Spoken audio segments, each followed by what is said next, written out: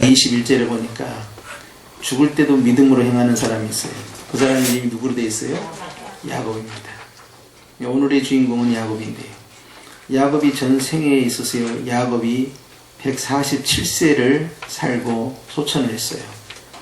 그래서 147세의 그 모든 내용을 함축해서 이 사람에 대해서 한마디 해라 라고 묘비에다 쓰라고 한다면 그 사람은 믿음의 사람 야곱 이렇게 쓰는 거예요. 우리도 마찬가지입니다.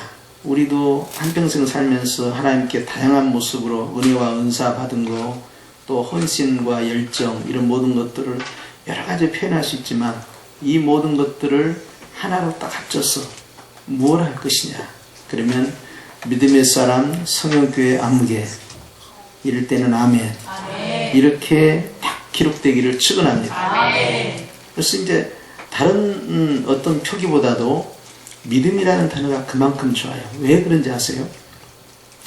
믿음이라는 것은 내가 누군가를 의지한다는 거죠. 누굽니까? 그 대상이 예수님이에요.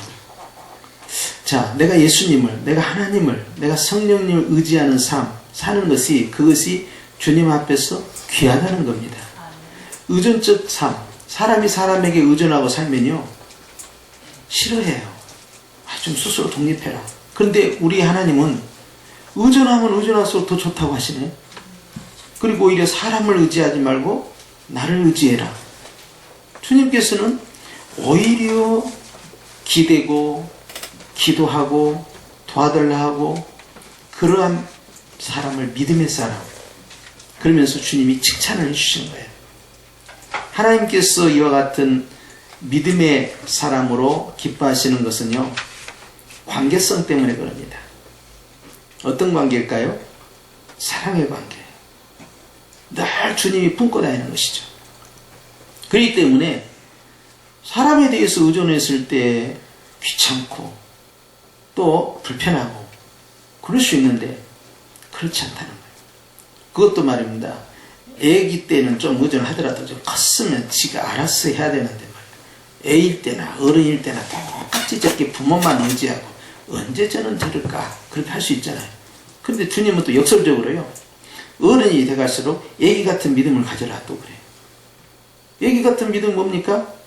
오롯이 주님만을 의지하는 거. 갓난아이가 부모를 의지하듯이 말이죠. 그렇게 어린애 같은 믿음을 유지할수록 또 믿음이 좋다는 거예요. 참 신기하죠. 그래서 우리가 사는 방식과 주님과 나와의 관계 방식은 많은 차이가 있는데, 오늘 야곱이 하나님 앞에서 그는 믿음으로 살다 죽었다라고 정리를 하시는데, 특별히 야곱이 죽을 때 어떻게 했느냐 그 모습을 보여주는 거예요. 연세도 많이 드시고 병도 들고 그러니까 아이고 내가 얼른 죽어야지, 자식들한테 짐만 돼. 병원에 가면 병원비 들고 요양원 가면 요양비 들고 얘들 얼마나 귀찮겠어. 그러니까 하나님, 나는요 이렇게 있다가 병원에 가지 않고 건강한 몸으로 있다가 어느 날 그냥 잠자듯이 쏙 천국에 갔으면 좋겠어요. 그렇게 기도해요, 안 해요? 예, 그런 기도 하지 마요. 예. 그렇게 자꾸 경제적으로만 자꾸 생각을 하니까 문제예요. 그렇게 해서 자식들한테 짐 안 되고 병원비 조금 들게 하고 물려줄 것도 없는데 말이지, 괜히 내가 민폐나 끼치는 것 같다, 그러니까 얼른 그냥 갔으면 좋겠다, 자꾸 이런 식으로 생각하면 안 됩니다. 여기서 중요한 건 그거예요. 야곱이 130세 때 애굽으로 갔어요. 그리고 17년을 살았는데요, 무슨 부귀영화를 누리겠다고 갔겠어요. 하나님께서 가라고 그랬어요. 다시 돌아온다. 너희 할아버지에게 약속했던 아브라함의 그 복이 그대로 이어진다. 걱정 말고 다녀와라. 그래서 갔어요. 올 줄 알았더니 못 왔어요. 거기서 죽었어요. 죽었는데요, 얼마 살았느냐? 17년 살았어요. 147세에 죽었어요. 그런데 창세기 49장 48장에 보면요, 병들어서 죽었어요. 뭐에서 죽었다고요? 병들어서. 그러니까 병치를 했겠어요, 안 했겠어요? 했지요. 누워 있었지요. 그렇게 아파하면서 골골골골 하면서 가고 있는 중이었어요. 그랬을 때 옆에서 전합니다. 요셉에게 네 아버지가 지금 병들어서 곧 죽게 생겼다. 빨리 가봐라. 그래서 빨리 갑니다. 갈 때 혼자 가지 않고요. 두 아들을 데리고 갑니다. 큰아들 이름은 므낫세, 둘째 아들 이름은 에브라임. 둘을 데리고 가요. 데리고 가서 아버지에게 갑니다. 아버지는 지금 뭐하고 있다고요? 갤갤갤 골골골 하면서 뭐하고 계세요? 병들어서 죽어가고 있는 상황이에요. 그런데요, 축복권자는요, 그 사역이 중단되지 않습니다. 병들고요, 몸을 가릴 길도 없을 만큼 침상을 의지했던 그가 말이죠. 죽었을 때도 믿음으로 했다는 거예요. 어떻게 합니까? 죽을 때 요셉의 각 아들에게 뭐하고? 축복하고. 할렐루야. 어떻게 하면 돈을 아껴가지고 병원비 조금 드리고 요양원에서 오래 신세 안 지고 애들한테 귀찮게 안 하고 얼른 내가 천국으로 쏙 갈까? 이것 생각하지 말고, 그거 아낀다고 해서 그게 몇 푼 되겠어요? 이왕 가는 거 화끈하게 도와주고 가자. 시작. 아유, 어르신들 빨리 크게 이야기해야지. 이왕 가는 거 화끈하게 도와주고 가자. 그 병원 맡기면 그 몇 푼이라고 그러고 하고. 의료보험 다 잘 돼 있어요. 좀 너무 걱정하지 마시고. 그런 거에 신경 쓰니까 애들이 복을 못 받아요. 자녀들을 이해하면 화끈하게 한번 확 밀어주고 가야 돼요. 안 믿는 사람들은 돌아가신 다음에 성묘 가가지고 뭐라고요? 아버지 어머니 이번에요 막둥이가요 취직해야 되는데요 좀 도와주셨으면 좋겠어요. 울어봐도 불러봐도 대답 없는 그곳에서 뭐라고 부탁한다고 한들 뭐 하나 이루어지겠냐고요. 아무것도 이루어질 것이 없어요. 이 양 도와주는 거 살아있을 때 화끈하게 도와주고 가야 돼요.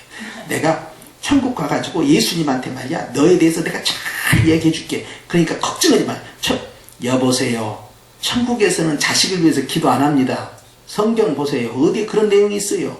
성경에서는 보면요, 천국에서 이 땅에 있는 남아있는 자를 위해서 기도하는 분은 딱 한 분이에요. 누구예요? 예수님이 뒤에 보좌 우편에서 말입니다. 기도하고 계셔요. 눈물로.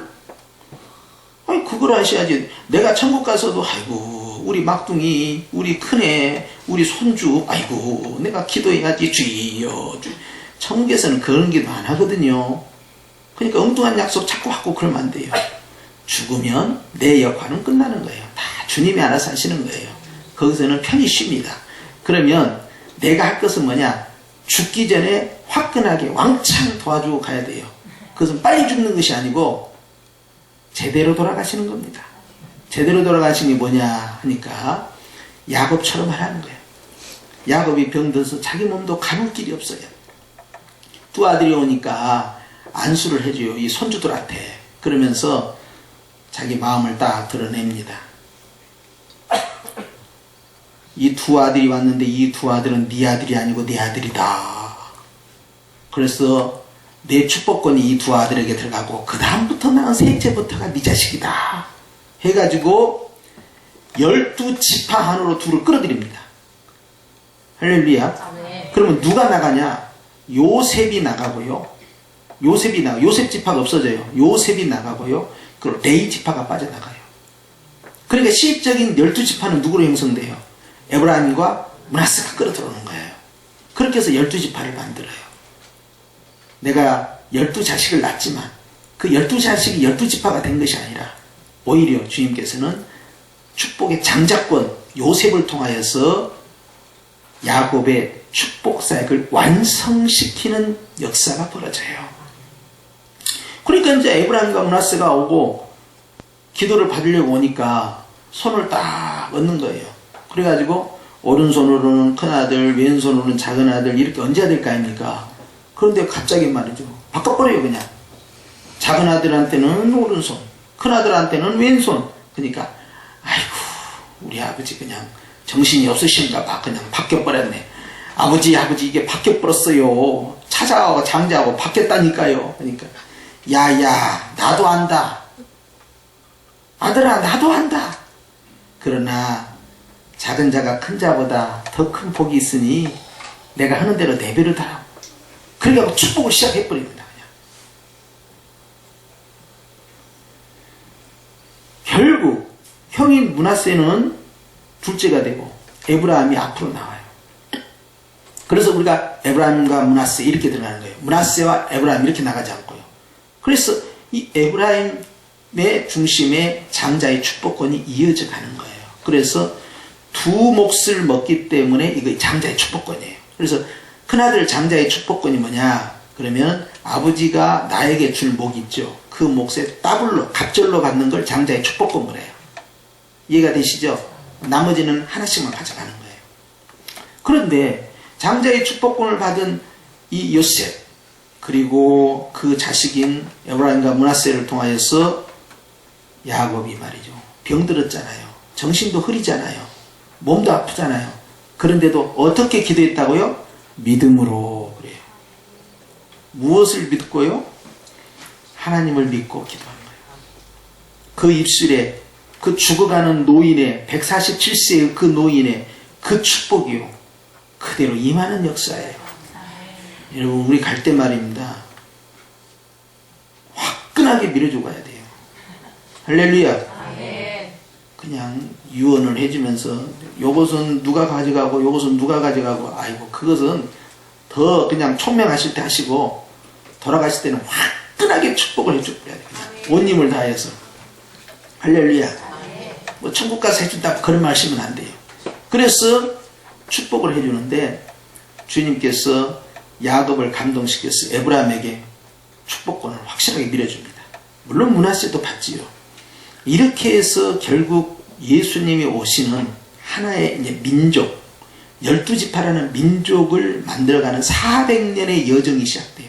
이것이 이스라엘 백성이 하나의 국가가 되는 과정을 이집트라는 고센 지역에서 시작한 겁니다.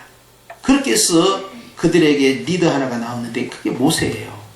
그때 끌고 나올 때 바로 그 12지파가 주역이 돼서 나중에 성막을 지을 때 동서남북에서 세 지파씩 해가지고 12지파를 하고 가운데 뚜간이 성막이 들어가고 레위지파가 섬기게 하는 거예요.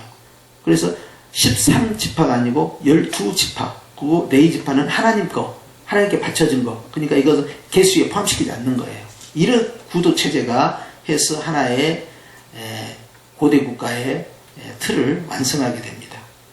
거기에 요셉이 쓰임받은 거예요. 그런데 그 밑에 그러니까 아버지 세대의 그 다음 세대잖아요. 그 다음 세대를 끌어올렸잖아요. 지금 올렸는데 그렇게 해가지고 12지파를 구성하기 위해서 요셉에게 복을 내려줬을 때 그것이 이 야곱이 하고 있는 마지막 사역이었어요. 그래서 민족을 확실하게 형성합니다.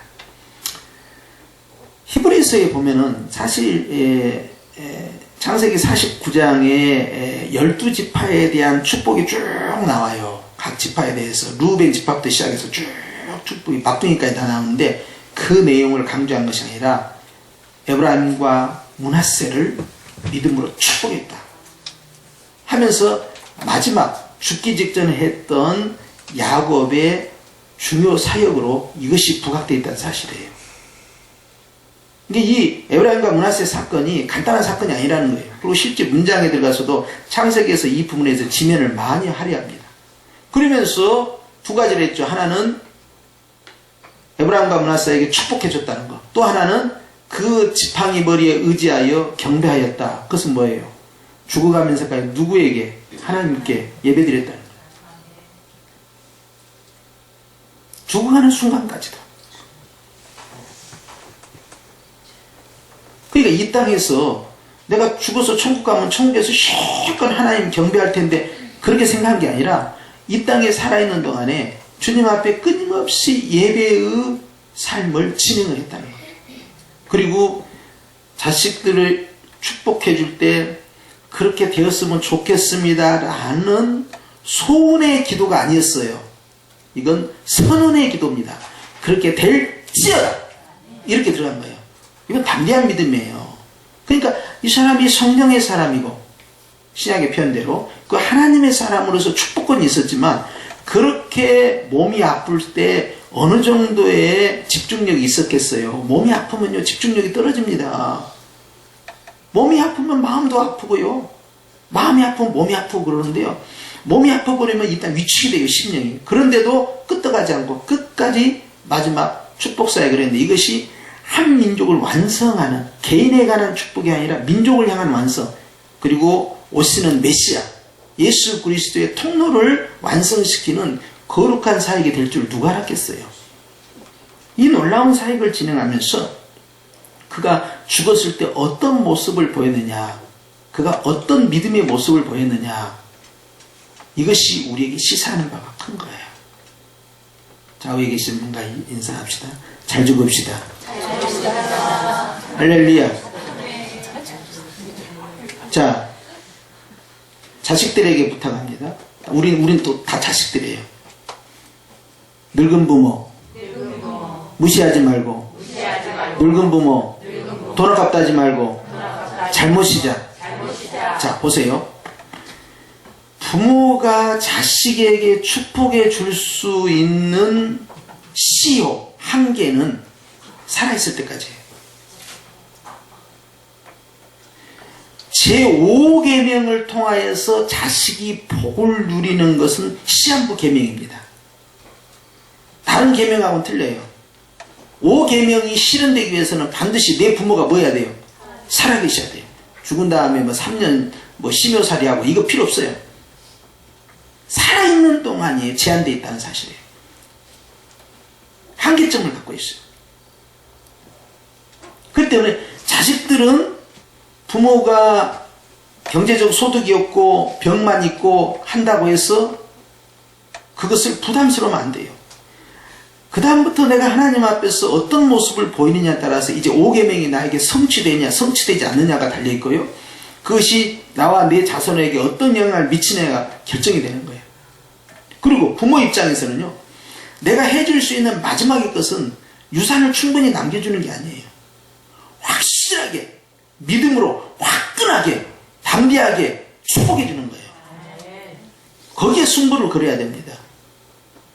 돈이라고 것은 있다가도 없어져 버릴 수 있단 말이에요. 근데 축복권을 행사해버리면요, 주님께서 그 사람을 끌고 가는 건데요, 성령께서는 그 권을 행사하라는 거예요. 그래서 부모에게는 자녀를 향한, 자손을 향한 축복권이 있다. 아멘. 할렐루야. 아멘. 그게 얼마나 중요한 문제인지 몰라요. 그렇기 때문에 자녀들은 부모의 심령을 괴롭게 해서는 안 되고, 부모가 재산이 있으니까 잘 모시고 재산이 없으니까 그냥 둘째에게 넘기고 셋째에게 넘기고 배국공도 아니고 계속 토스 해가지고 말이에요. 이렇게 넘기고 막내한테 가고, 안 되겠다, 어머니 남은 재산 네가 다 갖고 끝까지 돌아갈 때까지 모셔라. 그리고 쏙 빠져나가고 이렇게 잔머리 굴리면은 그러다가 재미없어요. 맞아요. 할렐루야. 믿는 사람들이 자꾸 머리 굴리고 막 그러면 안 됩니다. 내가 할 수 있는 최선을 다하는 거예요. 최선. 주님이 그걸 보시고 복을 주기 위함이에요. 그러니까 돌아가시기 전에, 아니 목사님 우리 어머니 치매 걸리고 그렇게 하지고 이제 말입니다. 2년이 지났는데 이제 돌아가실 때가 됐는데, 그 2년 된 그 어머니가 지금 안 돌아가시는 이유가 뭔지 아세요? 하나님께서 그 어머니를 통해서 너에게 복을 주시려고 하는데, 네가 어머니에게 더 충분히 공양하도록, 충분히 섬기도록, 충분히 효도할 수 있도록 주님이 기회를 주시는 거예요. 경제적인 것만 계산하지 마라 이 말이에요. 할렐루야. 제 믿음이 그건데 여러분은 뭐 다른 믿음을 혹시 가지고 계시는지, 우리 성경대로 믿자 이거지. 네? 그리고 부모는 어때요? 내가 치매에 걸렸다면 어쩔 수 없지만 맨정신에 있는 동안에는 자꾸 뭘 해줘야 돼요? 축복해 주는데 어떻게 축복해 줄 거냐 이거예요. 믿음으로. 어떻게? 확신 있게. 할렐루야. 아, 내가 해주면서 뭐 되기를 원하나이다. 뭘 되기를 원합니까? 될지어다. 뭐 복잡하게 해 그냥. 될지어다 하면 되지 그냥. 방아도 찍고 그냥 기도도 찍고 축복도 찍고 확실히 될지어다 해버려야 돼 그냥. 아멘이죠. 근심할 거 없어요. 이루어지고 안 이루어지고 누구 손에 달려있어요? 아니 주님이 알아서 하실 문제야. 나는 일단 찍었어 그냥. 내 자식한테 안 찍으면 누구한테 찍을 거예요? 뭐 되기를 원하나이다. 안 되면 아니 되옵나이다. 주님 꼭 그렇게 소원이 이루어지면, 그냥 지금 뭐하고 계세요? 지금 뭐 되기를 원하고 어디 가있어요? 될지어다 그러면 끝난다니까. 그냥 복잡하게 그냥 갈 거 없어요. 할렐루야. 기도할 때 배짱 기도를 해야 되지 말이요. 줄 것은 이것밖에 없는데 막 이거라도 확실하게 화끈하게 밀어주고 갚아야지 그냥. 아멘이요? 아멘. 그러니까 이현숙 전사님은 이제 우리 식구들 이제 돌아가실 때 다 이제 캠코더로 찍어. 그래가지고는 확실하게 화끈하게 밀어주고 가는가. 그러면 그냥 아니면 그냥 뭐 택지어다 뭐 그렇게 하는가. 야곱이라는 사람이 그가 타향에 가서 죽어가면서 마음에 확신이 있었어요. 하나님께서 내 기도를 들으신다. 그가 늙어가서 아무것도 할 수 없는 위치였지만 그러나 부모가 영권이 있으니까 자식이 쫓아오잖아요. 재산 보고 쫓아왔어요 그거? 아닙니다. 요셉이 뭐 재산이 없어서 그걸 쫓아왔겠어요? 딱 하나 보고 온 거예요. 아버지의 뭐 축복권. 그럼 여러분 생각이 이거는 진작 받지. 진작 받으면 시기질투가 많아요. 또 축복받는 또 기회가 있는 거예요. 그러니까 그냥 돌아가시길래 받아한다고 흑 치고 쫓아온 거예요. 뭐 다른 거 다 필요 없어요. 그냥 축복권 하나 하고. 따라서 영권이 있어야 한다. 영권이 있어야 한다. 부모는 영권이 있어야 돼요. 확실하게 믿음으로 그냥 영권! 기도로 확실하게 그냥 할렐루야. 비록 오른손이 그냥 장자에게 가든 그냥 차자에게 가든 확실하게 밀어준 거 아닙니까? 성령이 감동돼가지고 차자에게 확 오른손 얹어버리고 말이에요. 주여 작은 자가 더 잘 될 줄 믿나이다 하고는 될지어다 했던 거예요. 그냥 그대로 이루어지는 거예요. 그냥 할렐루야. 그래서 어머니의 그 기도권, 축복권을 자식들이 알고 있으면요, 그 마음으로부터 존경심이 있어요. 그리고 자식들은 그런 부모를 내가 어떻게 공경하느냐를 보고 있는 겁니다. 누가? 하나님께서. 그래서 5계명을 적용시키는 거예요. 근데 요즘은 바로 경제 계산이야. 경제. 돈. 어떻게 하면 경비를 절약하고 어떻게 하고. 세상 가치관과 철학으로 온통 교회 안에도 다 그런 식으로 형성되어 있으니, 그러니까 그냥 어떤 부모는 늙으면 돈 주지 말어, 돈 주면 버림받아, 돈 주지 말고 재산 갖고 있어야 돼. 그리고 어떤 부모는 말이죠, 내가 죽으면 요양원에 가서 쓸 수 있도록 통장 다 넣어놔야 돼. 뭐 하나님 제가 추하게 늙지 않도록 말이요, 그냥 오래 평상에서 자식들 괴롭게 하지 않도록 털어는 쏙 데리고 가세요. 막 이런 기도만 하고 있는 거예요. 이런 기도 세상에 어떻게 이룰 수가 있어요? 주님, 내가 가기 전에 자녀들을 마음껏 축복해주고 가게 해주세요. 주님, 내가 살아있는 동안에 아이들의 그 효도가 하나님 앞에 상달되었어. 5계명에 기록된 대로 네가 땅에서 잘되고 장수한다는 그 축복이 형통이 없이 임할 수 있도록 저를 도구로 사용하여 주시옵소서.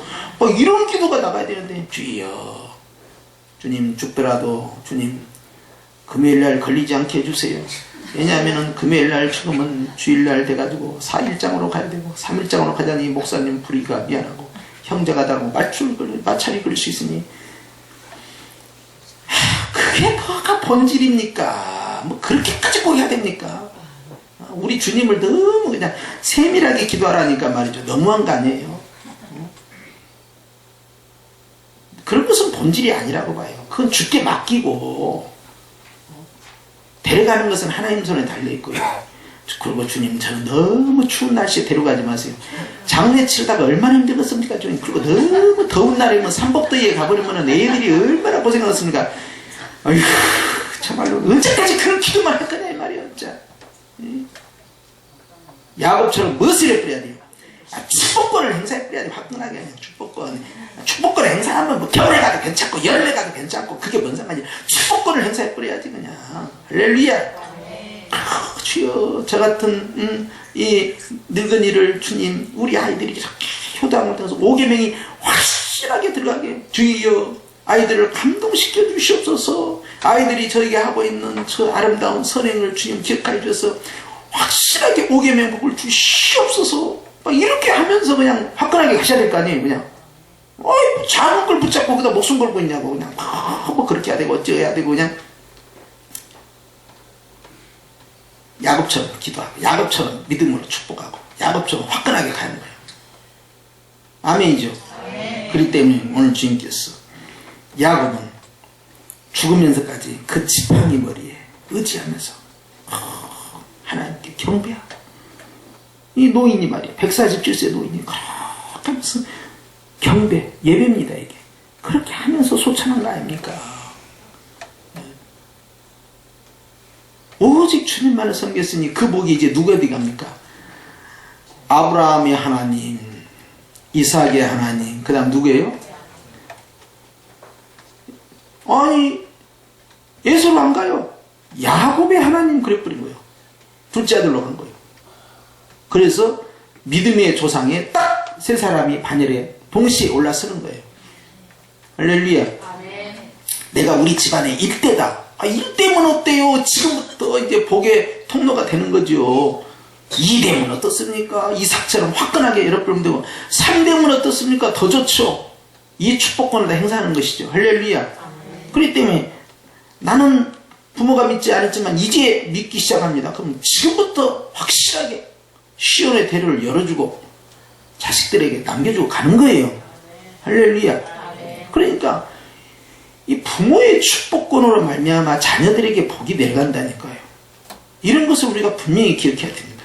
그러니까 지금 모습만 보지 말고 내 모습을 보고 내 자식들이 복을 받는다는 사실도 기억하셔서, 내 자식이 내가 생각한 만큼 믿음이 좋지 않고 예배를 확실하게 드리지 않고 말이죠, 이놈 자식이 말이지 주의를 지켰다 안 지켰다, 11조를 드렸다 안 드렸다, 기도를 했다 안 했다, 이것이 그냥 세상으로 돌아다니갖고 그렇게 속상할 때도 나는 주님 앞에 경고히 서 있어야 돼. 나까지 흔들려면 큰일 날 거예요.